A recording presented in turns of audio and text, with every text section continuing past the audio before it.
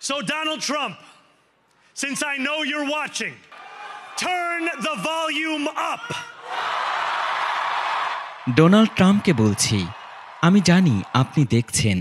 আপনার জন্য আমার পরামর্শ হলো ভলিউম বাড়িয়ে নিন। প্রতিটি নির্বাচনের পর সুন্দর ভবিষ্যতের স্বপ্ন আরও কমে যাবে। একই রকম হতাশার চক্রে আমরা আটকে থাকব।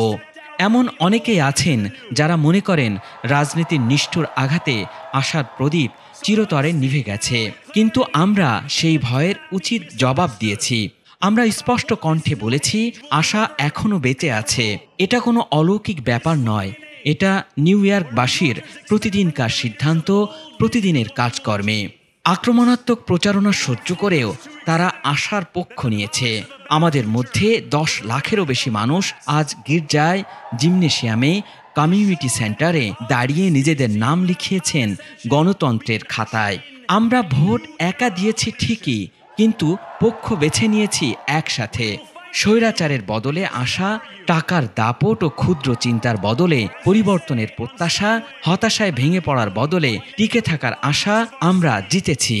কারণ নিউ ইয়র্কবাসী বিশ্বাস করেছে যে অসম্ভবকে সম্ভব করা যায়। আমরা জিতেছি কারণ আমরা মেনে নিতে রাজি নয় রাজনীতি আমাদের ওপর চাপিয়ে দেওয়া কোনো খেলা। এখন আমরা নিজেরা যা করব সেটাই হবে রাজনীতি। আমার মনে পড়ছে জওহরলাল নেহরুর বিখ্যাত উক্তি, ইতিহাসে খুব কম সময়ে আসে যখন আমরা পুরনো থেকে নতুনে পা রাখি, যখন একটি যুগের অবসান হয় আর জাতির বহুদিনের নীরব আত্মা নতুন কণ্ঠ পায়।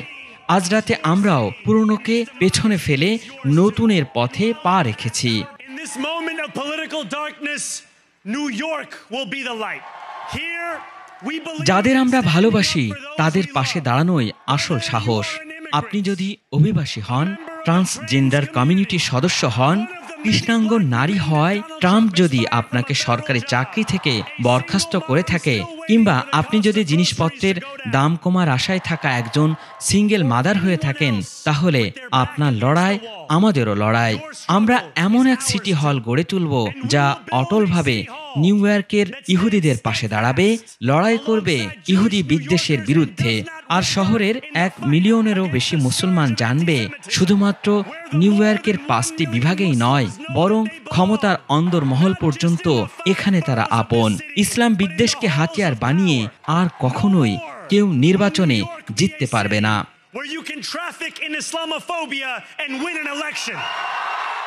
ডোনাল্ড ট্রাম্পের কাছে প্রতারিত জাতি দেখিয়ে দিয়েছে কিভাবে তাকে পরাজিত করা যায়। এই শহরই সেটা দেখিয়েছে যেখান থেকে তিনি উঠে এসেছেন। একজন স্বৈরাচারকে ভয় দেখানোর উপায় হলো তার ক্ষমতার ভিত্তিগুলো ধ্বংস করা। এটি শুধুমাত্র ট্রাম্পকে হারানোর পথ নয়, বরং এভাবেই আমরা পরের জনকেও থামাবো।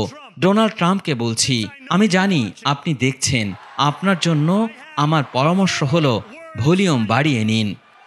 Turn the volume up. আমরা বাড়িওয়ালাদের ভালো করে ধরব।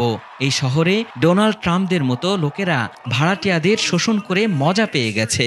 বিলিয়নারিদের করমুক্তি ও কর সুবিধা দেওয়া দুর্নীতির আমরা অবসান ঘটাবো।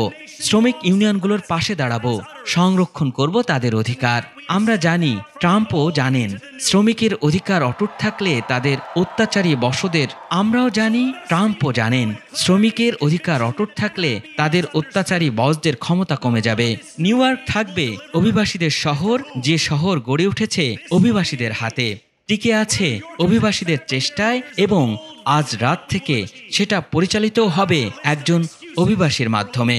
প্রেসিডেন্ট ট্রাম্প, আমার কথা শুনে রাখুন, আমাদের কাউকে ধরতে হলে আপনাকে আগে আমাদের সবাইকে পার হয়ে যেতে হবে। একসঙ্গে বলুন, আমরা নির্ধারণ করব বাসা ভাড়া, আমরা বাস চালাবো দ্রুত এবং সেগুলো হবে বিনামূল্যের। আমরা একসঙ্গে নিশ্চিত করব সার্বজনীন চাইল্ড কেয়ার।